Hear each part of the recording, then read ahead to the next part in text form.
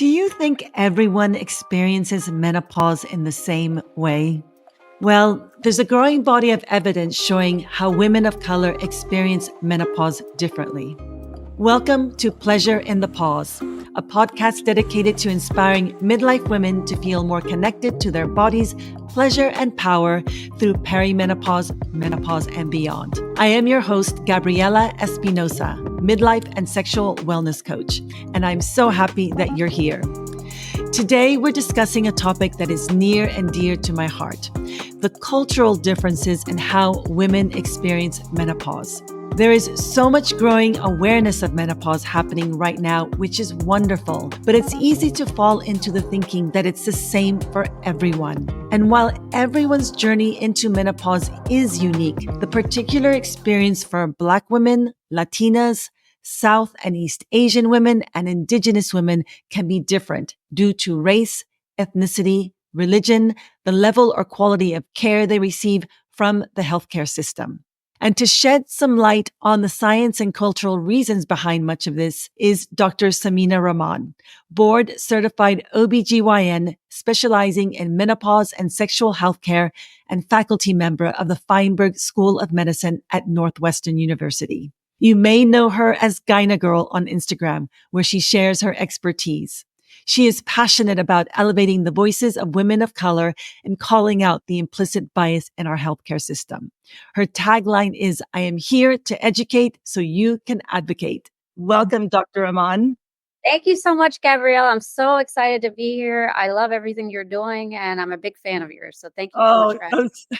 Likewise. I have been following you on Instagram and had my own fangirl moment with you. And I got to meet you in person recently in Chicago at the Let's Talk Menopause Symposium, where you were an amazing panel member of the sexual health panel. I know that's an area of expertise for you, and we're going to dive into some of that in a little bit.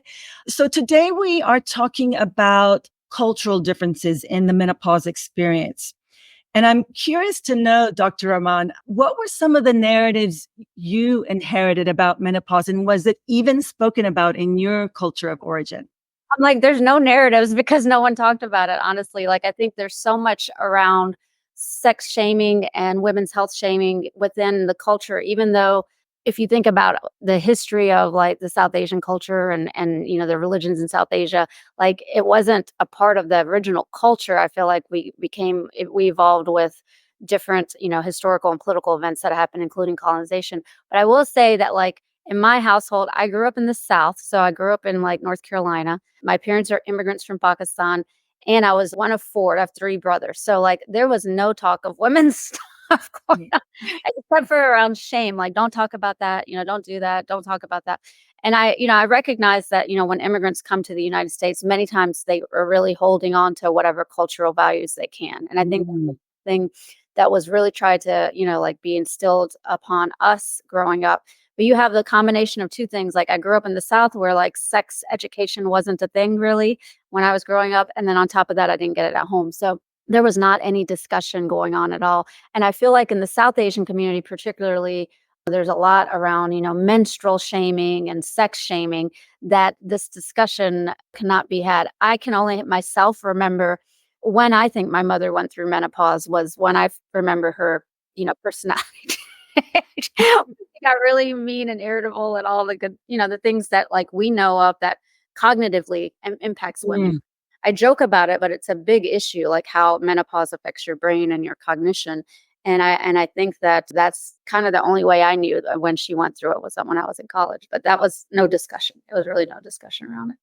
I also think about my mom a lot. She's still alive. She's 87 years old, but experiencing significant cognitive decline. And, I think about, if she only knew about menopause, if it were only spoken about more widely, did she receive any kind of menopausal care? I don't know, right? I can't ask her because I do ask her, but she doesn't remember. And it's also that thing is like, okay, we don't talk about this, so we're going to pretend that it didn't happen. So when I do ask my mother about it, she's like, what menopause? It's aging. It's just normal aging. Yeah. I don't understand why you talk about it so much. For me, it was nothing. Nothing, exactly. Yeah. And I think they were conditioned to believe it was nothing. But to understand now how much we do about the tremendous impact of hormonal deprivation on your system, it's Hmm. very wow, it's you just wonder, like, you just like my mom has vascular dementia and all these things, diabetes, heart disease, a whole Hmm. and you wonder how much prevention could have been in play there if we had, Hmm. been able to do that for her or whatever the case may be. Or even just learning how to advocate for your own health, like Exactly. we're all sort of like on these platforms so people can learn how to advocate for their own health, that it's not going to be given to us on a silver platter like, here, this is the things you have to really learn how to advocate for your own health. And I don't think that that generation of women, especially immigrant women, would not, like, they wouldn't do it.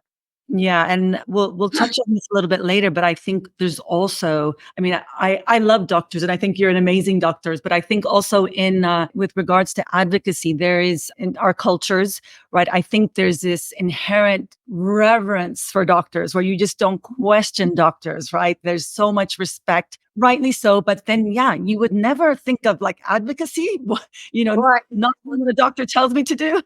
Yeah, exactly. That's very true, actually. And I think, especially like when, like, immigrants, they really want their, like, I wanted to be a doctor before, but my parents obviously were very happy I became one, right? Because it's like an immigrant dream for their child to become a doctor, but, or at least, like be able to, like, launch on their own 2 feet and all that stuff. But I think that there is this reverence around being a doctor, but then there's also this natural mistrust of the medical system, which is like this weird combination. I see in my South Asian patients all the time where, like, they revere, like, what you say on some respect, but also, like, they have this, like, distrust as well. Like, I get to see what my own, like, they have all 4 of their children are doctors, but they don't listen to any of us. Exactly.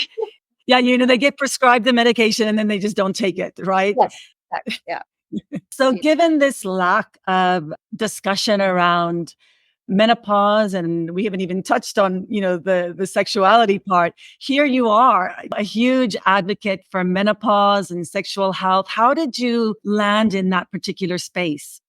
I think it was just understanding, like, when I was in college, I did a lot of women's studies and I minored in that area. And so I was like, just going to this, like, moment where, like, oh, women's health is so much discrimination, bias in the world for against women, right? Like, and then women of color even more. And so I think that was a big eye opener. And then I started learning stuff for myself.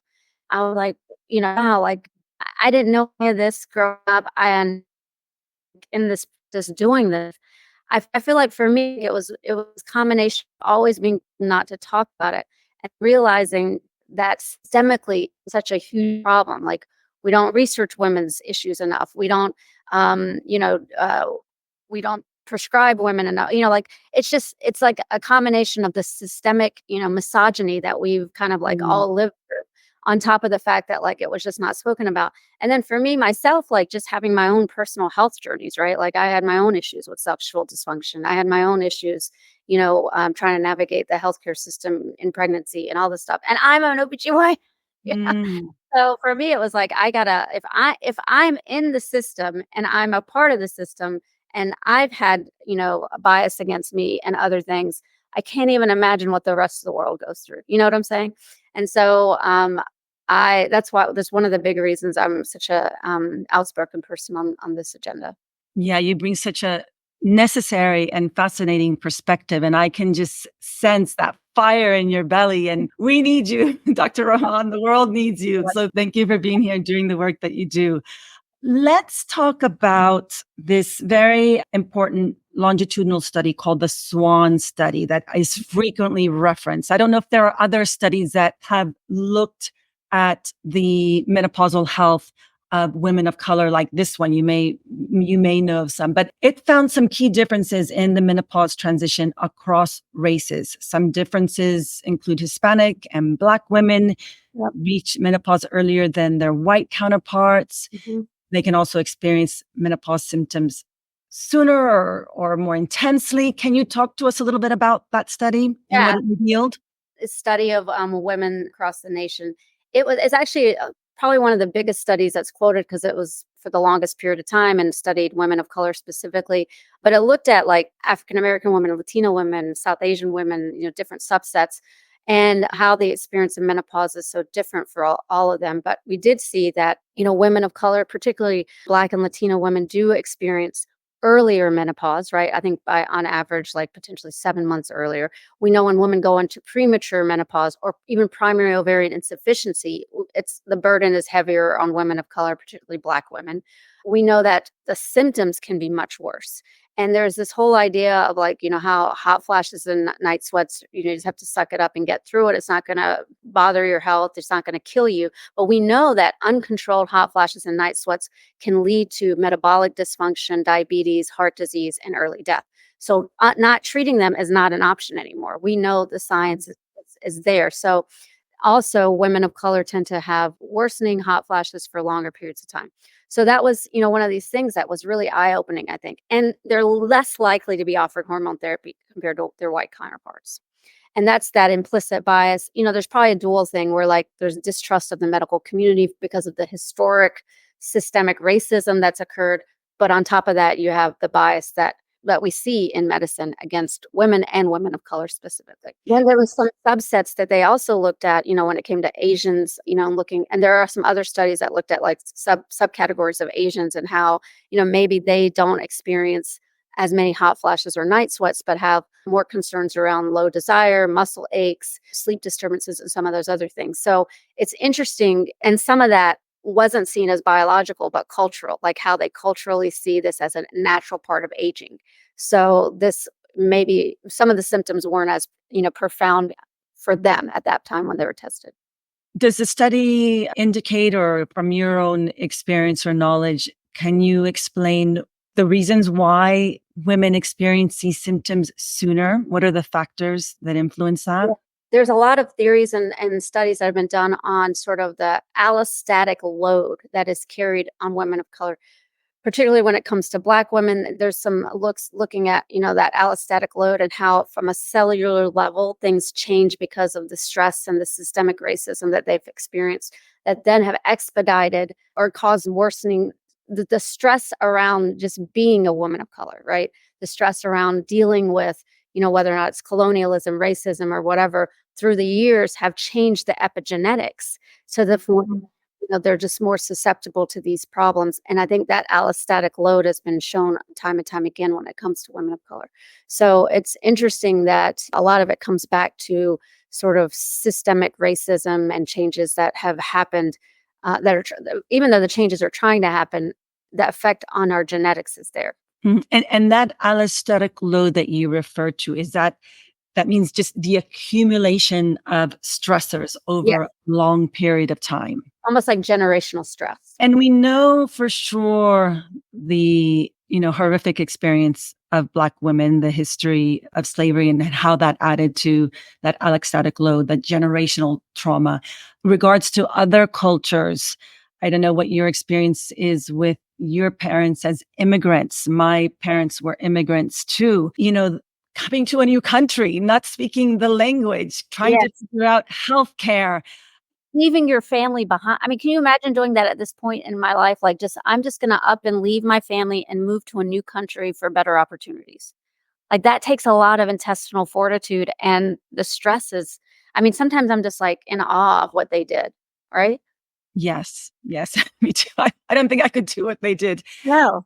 And so all of that adds up. And then, again, financial issues, Right. economic disparities, access to healthcare, language. Depending on, the environment they landed in. My dad came to America in the 60s and landed in Mississippi in the 60s as a brass man. Like, what were you thinking? But, that was his job opportunity, right? That was his big opportunity. So yeah, I think we definitely underestimate or overlook how those historical factors, even from our parents. I'm a first generation Latina, so I was born in the US, but I'd love your thinking on this. I've done research on nervous system and that allostatic load. Yeah. And I witnessed my parents or my mother experiencing the stress of living in a new culture. Yeah. And the way that she handled it, right? It kind of left an imprint on me. Right. And so I had to do a lot of my work to release, to just get, to manage my own nervous system, to regulate my nervous system, to regulate my stress. Because I felt myself copying patterns that she Yes. and my situation is completely different, Dr. Rahman. I was educated here. I speak English. I'm Yeah. in a stable, my situation is so different. And I think that a lot of us as first generation kids, even second generation kids, we carry that. Maybe has to do with that epigenetics or that generational transference of those experiences. What is your thinking on that? I agree. I mean, I always like sometimes I fight against like, why am I acting like this? Like it's because of what we're, what you're ingrained to think a certain way. Like I think, there's whole separation when people come to a new country and they've either acculturated to the values of the country versus maintain acculturation of their previous culture, right? That's how, and most of us are a balance. I think that are born here, we're a balance of both cultures. But I think when you come here, you either try to just integrate as much as possible or you're holding on to much as possible. So I think, seeing my parents try to hold on to as much as possible culturally, it was really conflicting in a lot of ways. Like, right, I was growing up, I'm trying to figure out and navigate myself in a predominantly white community in the South. And so it's kind of like one of these things where my mom's like, well, you're not like them. She would always and so sometimes I'm like, well, I mean, I want to be like at that time because you want to, you were trying to integrate and understand like, the best way to kind of feel incorporated into the culture. Right. And so I find myself sort of battling the same statements that she would make to me to my kids. And it's a totally different scenario. Like, you're right. We were Mm, here, we're raised here. We understand the culture so much more than someone who didn't grow up in it. And so I think it's very interesting. mm. It imprints on you basically, right? Yeah, fascinating. Yeah. I know that women of color who seek out care encounter doctors who may not be probably probably not aware of these differences, and this can lead to women of color feeling that their concerns are dismissed. This is what I believe is known as implicit bias. Is that Yeah. right? Can you talk to us about that? And Yeah. how you witnessed it or experienced it yourself? Yeah, I mean, I think that implicit bias is something that, everyone has probably experienced on some degree. It's just based on what you learn about different people's cultures and race through, media influences and generations and parents and whatever. And that sticks with you. So there's explicit, right? Or like, oh, you're black, so this is what's happened, like where people say stuff explicitly because of your race. But then there's like these implicit biases where you might have these subtle not offerings done, like where they say that women are more likely to be offered antidepressants and anxiety medication than pain medication in the ER if they come in with pain, right? And the same with like women of color, they don't get as much pain medication when they come through the ER. Women of color, Black women specifically, still have a higher maternal mortality rate, and that is directly linked to systemic racism. Like, there's no doubt in the literature now. Like, this is a direct link. So I think that we know it's there and it's just a matter of accepting it. And I think that's where I advocate. I'm always like, when I teach students or residents or other doctors, I'm like, just check your bias at the door and listen. You got to listen to your patient. I mean, we all have probably done it. I can think of times when in my earlier career where I'm sure I've said things that were not okay, for a gender perspective or, a race perspective. But it was, it's acknowledging and having cultural humility, right? Like, it's not even just cultural competence, it's really humility toward another culture so that you can better understand, because these are all the factors that come into play when it comes to treating a patient as a whole, right? And that's, I think, the biggest thing when it comes to sexual medicine and menopause medicine for me is that it's not cookie cutter medicine. It really Mm, is individualized. It really is have to take into consideration is your social situation, your cultural situations, like, I mean, there are times where I'm so advocating for someone to get hormones, but they're so distrusting of, systemic. Like, I have some of my patients who are African American. I'm really encouraging them to get their hormone therapy because they're great candidates.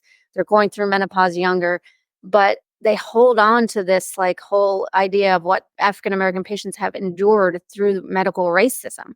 And they can't mm, get past the point where, and some of them have come along, but you can only do as much as you can to educate them. And then it's really their decision, right? Like, I'm not practicing higher medicine where I'm patriarchal medicine. I'm really trying to make it a joint decision making with me and my patient.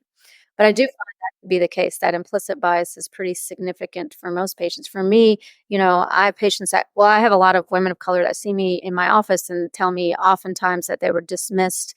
Maybe their pain wasn't taken seriously. They were told to, like when it comes to sexual pain, oh, just have a glass of wine and relax and you'll be okay. Like this is the narrative I hear over and over again. And when it comes to women who come from a background of sex shaming, they get the bias around that they're too prudish and this is why they're not experimenting enough. Or you have the opposite when it comes to some looking at African American women and their historical biases around, the Jezebel and these kind of figures that they're kind of correlated with from historical, systemic racism, that they're also then not even listened to as well when it comes to their pains because they don't, they're not believed to experience the same type of pain, which is ridiculous, right? It's really absurd. It's really a matter of listening to the patient, understanding where they're coming from, and trying to meet them where they are. And that's what I always do with my patients if I can. Yeah, that I keep hearing you say that it's that listening, right? That active listening that is so, so important when you're in this kind of therapeutic medical relationship. And Yeah. when you only have 10, 15 minutes in an appointment, how do you get that done? I mean, that's why I'm lucky. I have a private practice, so I've accommodated my schedule so that I can, extend time with my patients. And this is why I know a lot of my fellow colleagues have gone to sort of a cash-based model because insurances don't compensate you for your time. And then, the only way sometimes from a business perspective to make overhead is to really not deal with insurance companies because they're just really hard to deal with. But I think that it takes time, right? If you're going to go to a busy practice, if you know that you have a complex history, if you've been shuttled around 7 or 8 different clinicians without any clear-cut solution, then it's important to find someone who's going to have that time for you. Who's going to say, "Okay, I'm here to listen. I'm here to listen to your experiences, and then we're going to talk about and I'm going to educate you on what I know about what's happening to you. You're going to educate me about what's been happening to you, and we're going to come to a decision."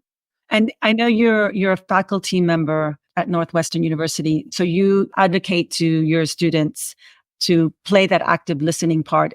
Yeah. Do you feel there's enough education around the specific health risks for particular groups? Like are doctors aware that, say, Black women go Yeah. through menopause earlier and that they experience hot flushes for longer? And how do you kind of offer tailored relief or tailored management of symptoms for these groups? Yeah. So, that's one of my roles is I'm really trying to push more sexual medicine education at Northwestern, and we've started incorporating that more. And one of my things, when I give lectures, I always have a case discussion, and it's always a woman of color that I'll bring into the case discussion so that they could see the nuances of either having a Muslim patient who has sex shaming all her life and has all this sexual dysfunction, or like you said, African American Latina patient who might be experiencing bias around their own menopausal symptoms and not able to get the care they need. So I always like to include those as part of my educational tools for either students, residents, or other doctors. So it's something that I try to really push the narrative on. And I think that it's really important. I feel like there's a big push to reduce implicit bias in medicine. I think there's some really old school clinicians that don't believe it. They're like, no, I'm not racist. And it's not a matter about being racist, it's implicit, right? So it's not like you're explicitly, I mean, there are patients who have told me they've been explicitly told things, and I've witnessed it myself. I tell this story a lot when I talk about my journey as a woman of color when it comes to sexual medicine, is that when I was an intern, my first year of OBGYN residency, I was with an attending and we were seeing the South Asian patient. And a lot of South Asian patients have vaginismus, which is an involuntary contraction of their pelvic floor. And so she had a very difficult time doing this exam. And we came out of the room and she said to me, "What's the deal with your people? They act like they've never had anything in their vagina." Like, I told the story like a million times, I feel like, but it was so compelling to me that like, oh wow. And I'm a first year intern. I didn't know what to say. I didn't know like how to respond. And then I just kept thinking, like, what about that poor patient? What she must be thinking? Because you're saying that to me. What are you thinking about her? I mean, I know what you're thinking about her. What are you saying to her? Like, so I mean, that's just like a small sample of what I've kind of experienced firsthand. But I think that's what's pushed me even more to talk about it Mm, as an yeah. example. That's shocking that you experienced that directly, them knowing that you Yeah. were South Asian. Well, specifically, what is the deal with your people? Like, what?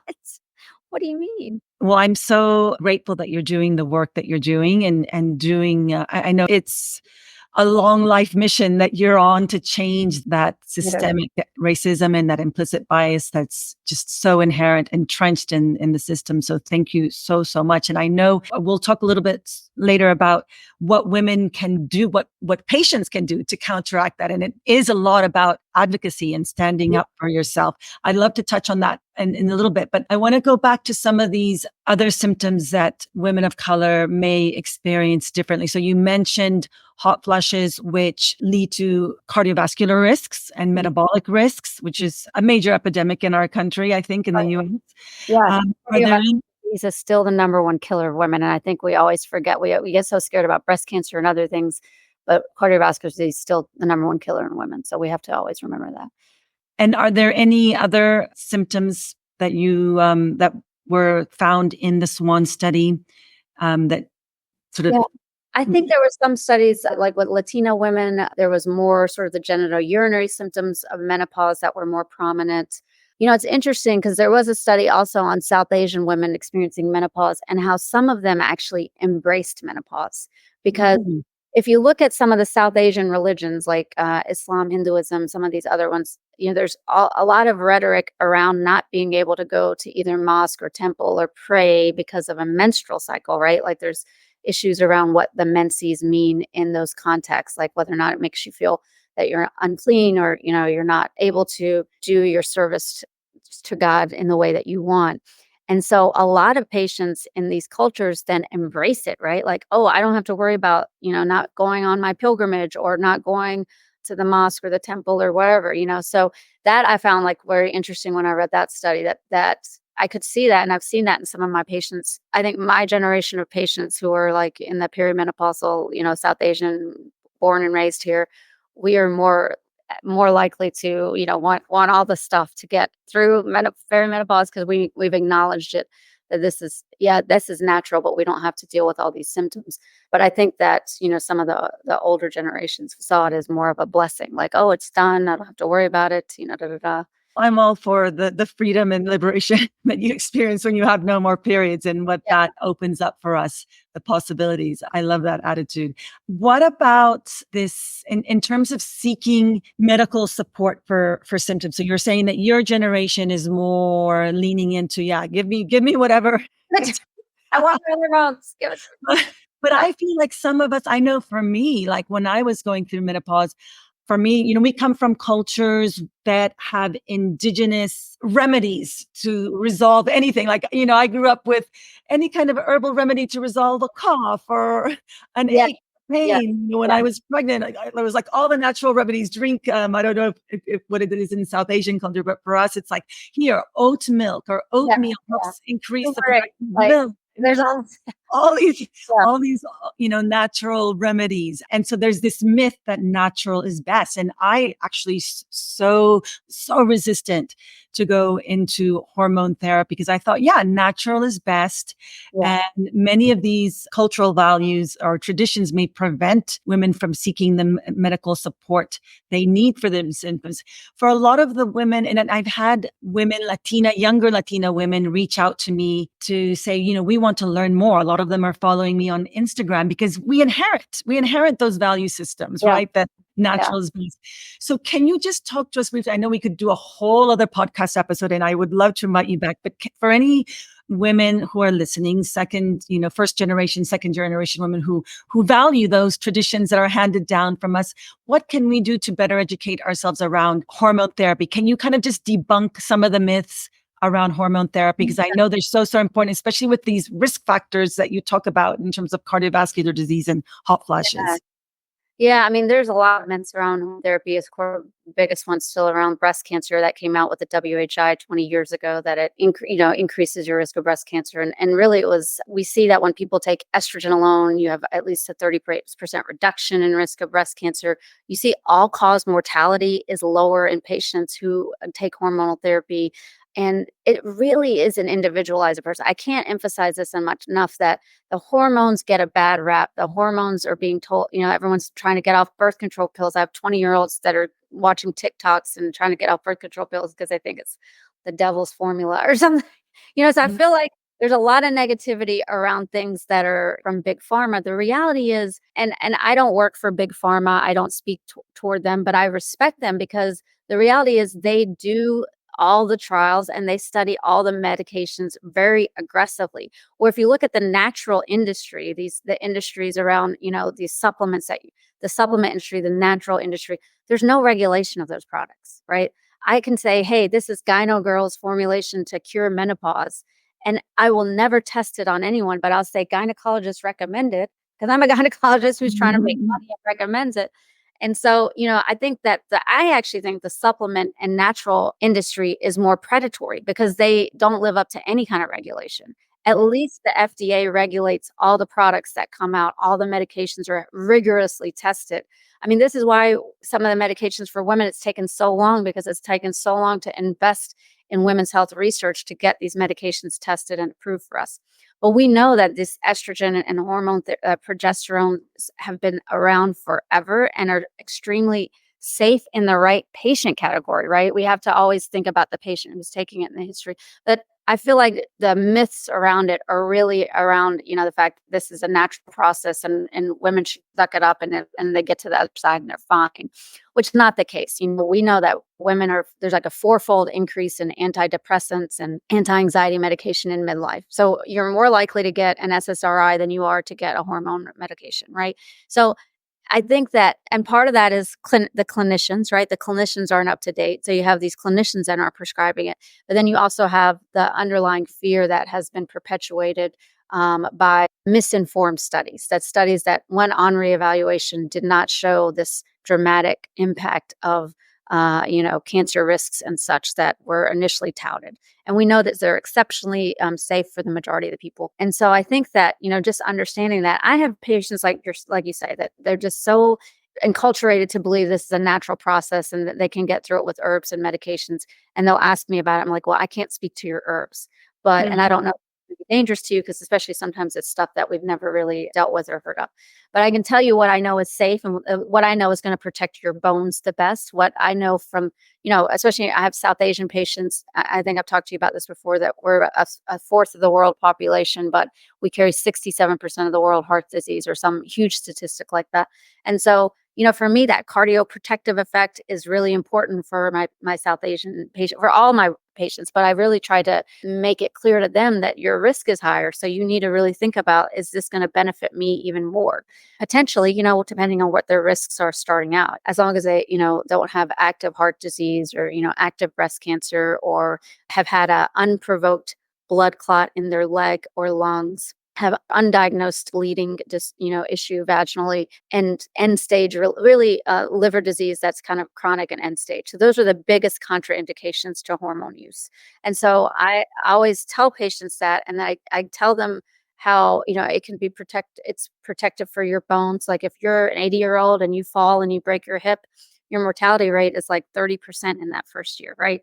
If you slip and fall because you're getting up in the middle of the night to pee frequently because you're not on vaginal estrogen, or you're having frequent UTIs because of it, then we know that can kill you too. So I'm always trying to educate the patients on all of these issues, but I also don't like push it on them if they're not comfortable with it, right? I can educate you to a point, but if you're still not comfortable with it, then that's fine. But at least you're coming in their arm. I'll give them other resources to read. And if it's still not something that you're going to sit well with, then it's fine. I feel like I've done my job. And at least then it's your decision that if you feel like you'd rather not and you're scared to do it, that's fine too. But at least you know the truth and you know what's the space medicine behind it. And to my patients that are good candidates that have symptoms, they're all for it. I do say Mhm. like my woman of color else has. And do you find that they would rather take other types of pharmaceuticals? Because I know there are other types of pharmaceuticals that can relieve hot flushes. Is it just the hormone therapy that they're afraid of, or I just think pharmaceuticals sometimes in general? it's probably some of it's a combination of both. Some patients are like, I don't take medicine. That's not something I do. I've never done it. So, it's them just getting then used to the fact that you're now in a hormonally deficient environment. What are you going to do about it? What can happen to you if you don't do anything? And then they make a decision. Others are still fearful of the fact that it's hormonal, so then, Mhm. debunk everything that they have questions about, and then give them resources, and then sometimes they'll come back and be like, "Yeah, I'm on board with this." Other times they're like, I'm just gonna ride this out." Thank you for that. I want to touch on sexual health because I know that's an area of specialty of yours. And you Yeah. did mention that Latinas reported in the SWAN study experiencing higher incidence of vaginal dryness. I had a doctor on the podcast last month, Dr. Maria Sophocles, who has done a lot of research around the world around sexual health. And she says that these issues around vaginal dryness, sexual dysfunction are universal, right? People, just women aren't reporting them. I'm glad Latinas reported them. I'd like to think that we care about our Yeah. sexuality, sexual Yeah. health when Yeah. we talk about it. Yeah. But I think it's probably, it's probably a universal, as Dr. Sophocles said, it's Yeah. endemic. These I sexual problems are so universal, Right. and there's so much, I guess, inherent shame and in these cultures around talking about it. How do you engage those conversations with your patients? I mean, you just start out by letting them know that this is something that happens to most women, right? Like up to like 80 something percent of women can have genital urinary syndrome or menopause, which includes vaginal irritation, vaginal dryness, sexual pain, urinary frequency, urgency, recurrent UTIs, the whole works, right? Because when you lose that estrogen and you have less testosterone in the genital urinary system, you're getting less blood flow, less collagen, and more susceptibility to infections. So I tell them this is sort of most people experience it. You might not experience it right now, but it is a chronic progressive thing. And it's harder to get behind it once you're 5, 10 years in and your vaginal canal has totally shrunk and your urethra is very prominent and your vestibule, the vulvar vestibule, that area that you have to cross into to get into the vagina, that thin little, I have my vulva puppet here. I love it. This little area of the vulvar vestibule that you have at the inner labia minora to the urethra and the hymen remnant, that area has to get crossed into to get into the vagina. So for intercourse, for exams. And so I tell patients that, this can get a lot worse. And UTIs, when you're in the elderly population, it has a more dramatic impact. And vaginal estrogen can save your life. I say that because I've seen it myself, but 25% of geriatric hospitalizations are from urinary tract infections, and Mhm. 6% of those patients can die from these infections. So we know that the burden in the healthcare system is there, that people have, how many of us have dealt with elderly patients who, or family members who all of a sudden lose they're getting more delirious. All of a sudden they realize they have a UTI, right? Because it's affecting them on a systemic level. They get urosepsis, which is actually you get the bacteria in the bloodstream, and then they can end up in the ICU. I've seen this happen to many patients.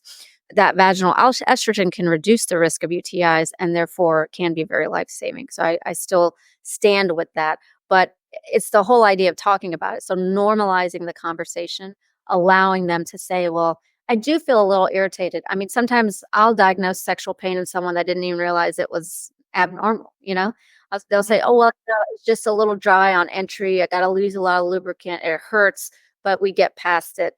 And then I look at their vagina and their vestibule because that's another problem is a lot of clinicians aren't looking. They're not doing exams, which is not cool.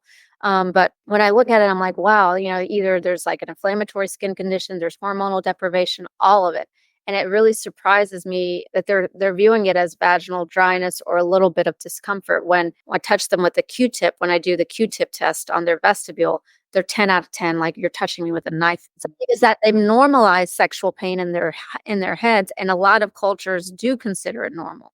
And I would say that a lot of women of color believe sexual pain is normal. So until you tell them that this does not have to hurt, and this might be contributing to why you don't want to have sex, along with the fact that you're losing hormone, because sometimes they're very bothered by the fact that their spouses want to do it and they don't, and it's this mismatch we always deal with. But it's really just alerting them that it is very common and it's not normal to have painful sex. It's common, but not normal. That we should then acknowledge that you've been experiencing it because I'm touching you with this Q-tip and I show them with the mirror. I'm like, do you see how red this area is? You Mm. see your urethra is so prominent and red and angry. And they're really like, wow, it's very compelling to actually look down there themselves too. So much of what you're talking about, I have heard from women, right? That, yeah, this idea that sex has to be painful, so they turn away from it altogether. It ruins relationships, it ruins families, and they don't want to turn to the relief that is, been proven to be safe and effective, which is vaginal estrogen. Do you find women very resistant to vaginal estrogen? I mean, I know women who prefer to go on multiple rounds of antibiotics I know. for UTIs than to go on vaginal estrogen. How can we change this perception of vaginal estrogen? I want more women to be experiencing pleasure. That's my mission in the world. What can we do to change that? I think there's less resistance nowadays, especially if you show them what's happening down there. Mm. Because then what happens is, like, when they're in so much pain, then their pelvic floor becomes hypertonic, and then they have all these issues with pelvic floor dysfunction. I mean, my patients always say, God, Dr. Rahman, my vagina is so high maintenance, but at least it's working like it should. Like, this is what they tell me. They come in thinking that their vagina is broken. And I'm like, yeah, but if you think it's broken, there's a fixable option. And let me tell you what it is. And so it's not something we can't do anything about. And then when they hear about it and they see it and they realize it, they do it. And then it's a matter of finding out which one's the best for them, which one their insurance covers, which one they're actually going to use, right? Everyone's like, what's the best form of vaginal estrogen? I'm like, the one that you use. So if you have something that's in a ring form and you just stick it in there for 3 months at a time and it gives you what you need, perfect. If you'd rather take something orally because you really just don't like getting in that area or putting things in there, then it's fine. We'll do an oral ospafina, which is a selective estrogen receptor modulator that works to improve estrogenization in the vagina. And so there are options, and it's just a matter of them knowing their options and what they're most likely to take and what their insurance is most likely to cover. So it is a navigation process, and it's a back and forth. I see my patients frequently until they're on a good method. And then once they're on it, they're good. And then they just have to realize it's till the end of time, right? Like, you have to go it till the very end because it's chronic progressive. Once you stop using it, it goes back to the way it was. And that intimate care, that vulval vaginal intimate care, is just as important as the care we give every other part of our body, right? We spend so much time and money on On our face. our hair. But that area is just as important, and it's long-term maintenance. I think that's, when you said, oh, my vagina is so high maintenance, I resonate with that. It's like, okay, the estrogen, the moisturizers, the lube, it's like a whole different care regime that you need. But I it's just say go important. top to bottom, right? Like, you're going to wash your face and brush your teeth. Fine, do that. Then pay attention to your vagina, stick in what you need to, put in what you need to, and you're Thank you so much for that. So I'd love to, before we end, touch on the very important topic of advocacy. What can women of color do to best advocate for themselves? And I know this is something that you spend a lot of time talking about.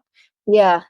I mean, I think the biggest thing is if you're not being, so a couple things you can do is come in, like, with all that education about your symptoms that you can, whether, and, a well-armed, well-educated woman is someone that I love seeing that. Like, some people are like, oh, I hate when patients Google stuff. I'm like, well, if they're Googling the right information, I'm all set with that because they come in very armed and they know what they need and they know what they want.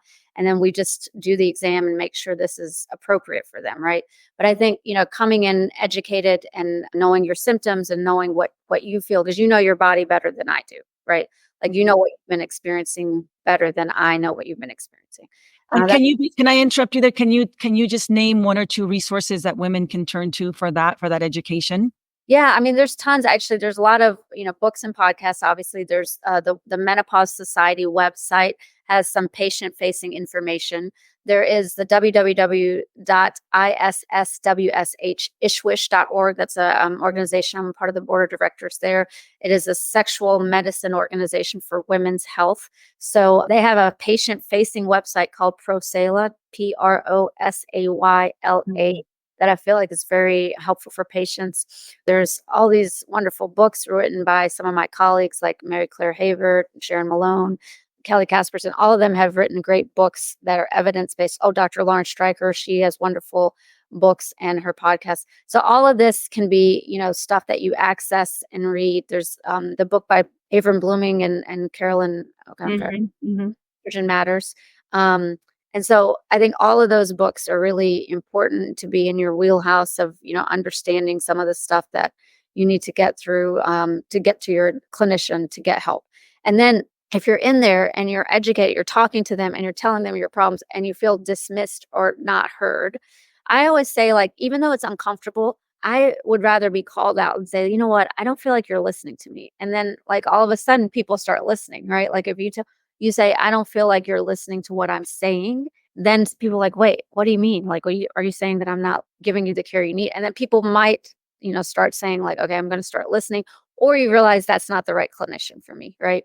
And then having someone with you too to help advocate for yourself. So some people have, their own partners come in. They might have like a friend or a health coach. That's why I like doing things in these support group sessions too, because I feel Mhm. like that additional support and advocacy and living the same story and truth is very important for patients.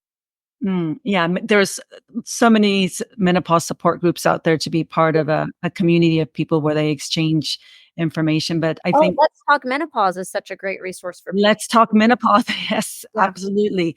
They have a great number of resources there. I know that they're looking at You're on making the some. board, right, Gabriella?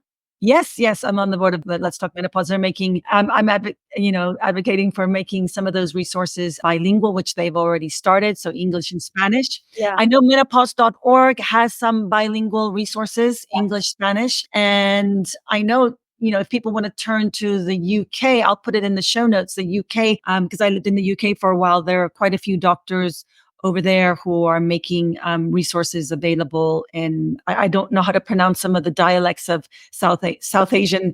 languages, but there's resources there for South Asian women. Yeah. So Okay, slowly good. but surely, the more women, doctors of color like yourself, come up and speak about this, I think more resources available for women of color. There's also a wonderful friend of mine, an advocate, Camille Wilson. Absolutely. Yes, she's Camille, amazing. Camille, she has, Yeah. Menopause Made Modern, which is a Yeah. website dedicated to women of color. And I think sometimes She's when awesome. you're a woman of color, you want to go somewhere where you see people like yourself. So if you go Yeah. to a website and all you see are white women and you're like, this doesn't resonate, but Yeah. she specifically tailors all of her information for women of color, which I think is really, really Yeah. important. Menopause Made Modern. Yeah, she's very great. She's good, actually. Yeah. So, Dr. Rahman, we've reached the end of our conversation. I will definitely have you back to talk about so many of these topics that we addressed Okay. today.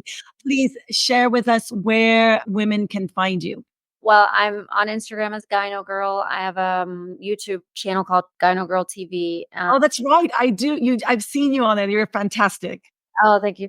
And then we have Gyno Girl Presents Sex, Drugs, and Hormones, the podcast I launched in January.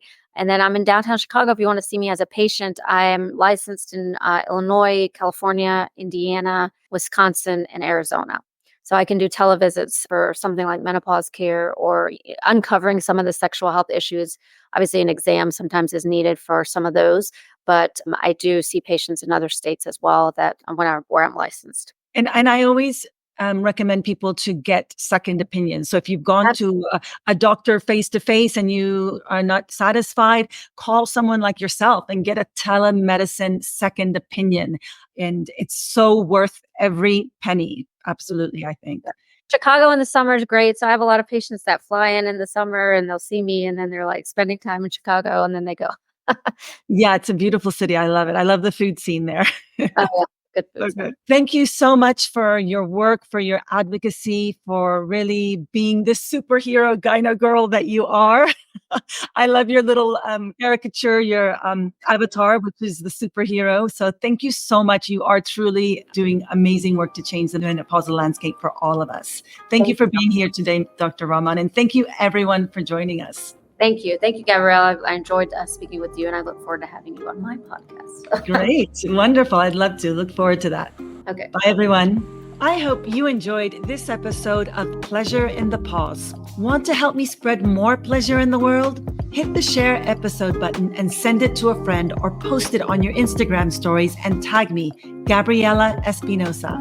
And if you really love this podcast, please leave a rating or review, as this helps the show get in front of new listeners. Finally, if you would like to access even more pleasure and stay in touch, sign up for my free Pleasure Upgrade Bundle of powerful mind-body practices by going to pleasureinthepause.com. Remember, your pleasure matters.